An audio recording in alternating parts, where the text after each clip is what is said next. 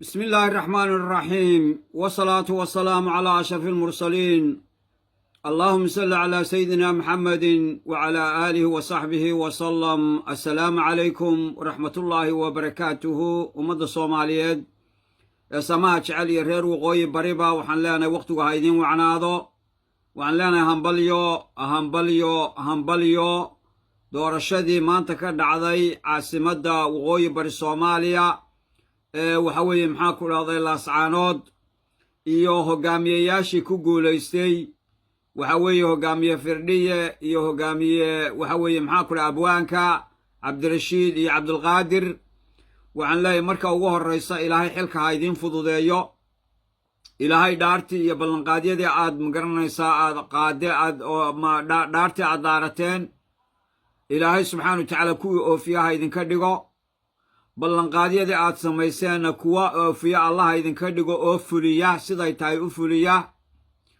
waxa weeye maxaan ku dhahday runtii waa idbogaadinayaa doorashadaas. anigu waxaan ahaa waxa weeye maxaa ku dhaha dadka isbeddel doonka baan ahaa,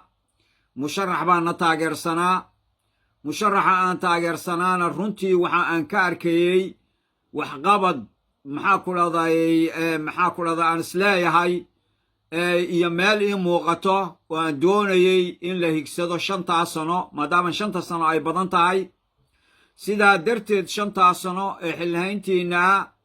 waana iskiin garab taagaynaa wixii wanaagsan, waana idinkula xisaabtamaynaa wixii maxaa ku dhaha aad ka gaabisaan. markaa sacab keliya la iska tumi maayo. waxaana idin xusuusinayaa dadka waxa weeye Soomaaliyeed guud ahaan, gaar ahaanna dadkan reer waqooyi bari 30 sano ee u dambeeyey ama dhowr iyo 30 sano ee u dambeeyey dad baa matelayey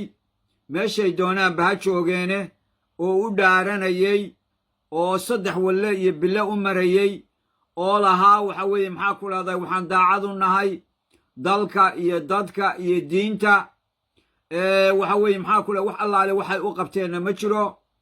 waxaynu arkaynay waxa weeye maxaa ku dhaha markaa halku dhiggan baan maxaa ku dhaha ku soo koobayaa 30 sanaan u soo joogay 30 sano baan u soo joogay ballanqaadyo aan la fulin. 30 sano baan u soo joogay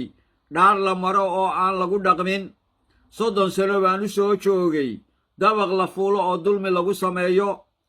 30 sano baan u soo joogay 30 sano baan u soo joogay hogaamiye daacad sheegta oo danaysta. 30 sano dadka Soomaaliyeed aragga ay leeyihiin waxa u yeelay waa siyaasi. sidaa darteed ayaa waxa weeye maxaa ku dhaha waxaan doonaynay dadkana maadaama ay waxa weeye hadda baraarugsan yihiin reer waqooyi bari baraarugoodaas inay ka faa'iidaystaan, inay meel dheerigsadaan, in ay waxa weeye isku tashadaan iyagu mar walba inay isku tashadaan siday awalba isugu tashadeen oo iyagoon cid kale wax ka raadin horta iyagu dhexdooda ay isturxaan bixiyaan oo iyagu isdoontaan.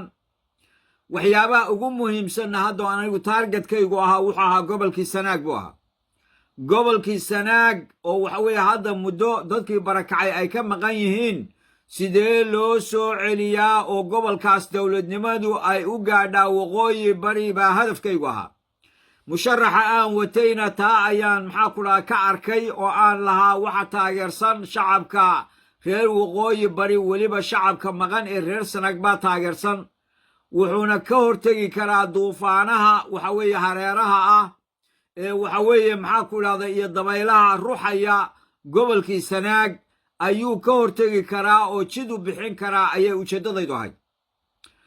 ilaahay ma qadarin oo ilaahay idinku idin qadiray inaad soo noqotaan. waxa kaloo intaa ii dheeraa 5 sano oo ah wakhti badan inuu waxa weeye dowlad wanaagsan oo sal adag oo cilmi ku dhisan inuu dhisi doono. 5 sanona horumar la taaban karo uu gaadhi karo oo dariiqa horumarada uu si fiican u furi doono. sidaa darteed ilaahay ma qadarin, idinkaa ku soo baxay oo ilaahay subxaana wa tacaala idiin qoray. waxaan leenahay insha allah waa idiin ducaynaynaa. waxaan leenahay ilaahay mas-uuliyadda aad qaadeen ee waxa weeye culus ee cirku diiday ee dhulku diiday ilaahay subxaana wa tacaala ha idiin fududeeyo. waxaan kaloo idiin sheegayaa ma noqon doono dad sacab tuma sacab iska tumo wax allaale wixii aad ka gaabisaanna waan soo bandhigaynaa wixii wanaagsan ee aad qabataanna waxa weeye waa idinku taageeraynaa dulmigana waxa weeye maxaa haddii laydin dulmiyana dulmiga waa idinkala dagaalamaynaa haddaad idinku wax dulmidaanna waa maxaa ku dhahdaye waanu ka dagaalamaynaa dulmigiina waan ka dagaalamaynaa sidaa u ogaada marka insha allah bismillaahi kariim waxaan rajaynayaa dadka reer waqooyi bari yacni maxaa ku dhaha rabitaanka ay muujiyeen ee cabdulqaadir axmed cali ay maxaa ku dhahdaye aw cali ay u muujiyeen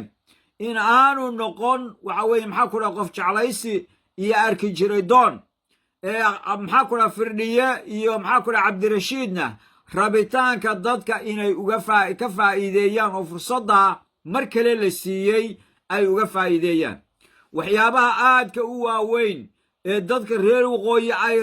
u baahan yihiin ee sida oksijiinka ay ugu baahan yihiin waxaa ka mida lambar 1 waa midnimadooda weeye lambar 1 waa midnimadooda marka waxa weeye maxaa ku dhaha waxaan idinka codsanaynaa oo aanu idinka doonaynaa inaad midnimada dadka aad ilaalisaan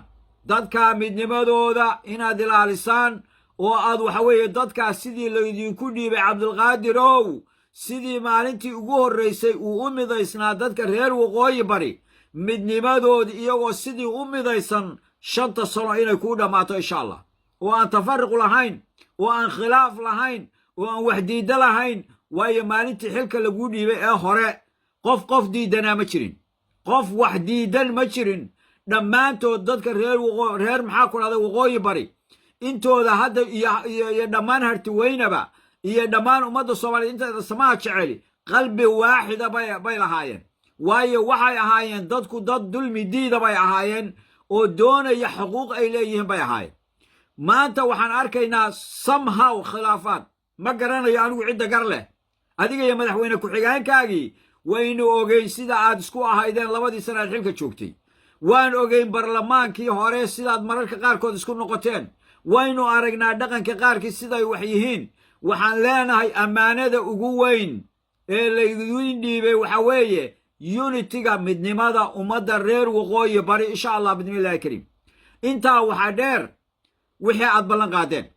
waxaad ballan qaadeen oo gobolka sanaag u horrayso oo waxa weeye maxaa ku dhahdaayey mashaariicda aad ballan qaadeen ee ama dekada ha noqoto ama garoomo ha noqoto ama waddooyin ha noqoto waxaa oo dhami buuggay idinku jiraan insha allah bismillaahi kariim waana laydinkula xisaabtami doonaa ilaahayna waxaan ka baryaa inuu idin fududeeyo baan allaha weyne waaxidka aan ka baryayaa ilaahay subxaana wa tacaala ha idin waafajiyo rabbiga weyne waaxidkaa dadkana waxaan leeyahay saca bilaasha ha iska tumina ee mustaqbalkiina madaxda hadda aad magaranaysaa maanta guulaysatay waa shaqaale idiin shaqeeya oo dukaankiina waa nin sida nin dukaankaaga jooga oo kale oo waxa weeye soo inaad la xisaabtanto maaha wuxuu soo xereeyey wuxuu ka gaabiyey wuxuu dayacay wuxuu lunsaday soo inaad la xisaabtanto maaha xisaabi xil ma leh haddaan la xumayn dadku iyagaa hantiilayaala shacabka reer waqooyi bari iyaga ayaa hantiilayaala inay xisaabtamaan oo ay dulmiga wax allaale wixii dulmiga ay diidaan oo wixii shaqaxuma ay diidaan oo wixii gaabisa ay diidaan waa dantooda weeye marka ha moogaanina haddaannu annagu nidhaahno waxa weeye maxaa ku dhahday waxii aanu aragno aan ka hadallana yaana lagu colaadin oo la odhanin wax gaaray doonayaan ma doonayne danta guud baan ka shaqaynaynaa insha allah ilaahay subxaana wa tacaala ha idin waafajiyo dhammaanteenba ha ina guuleeyo waxa weeye waxaynu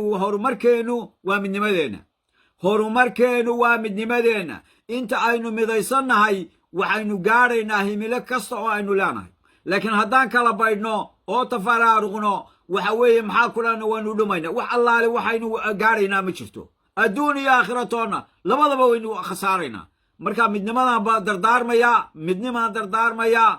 dardaarmayaa madaxdaana waa u ducaynayaa waana la xisaabtami doonaa aad iyo aad baan idiin salaamaya asalaamu calaykum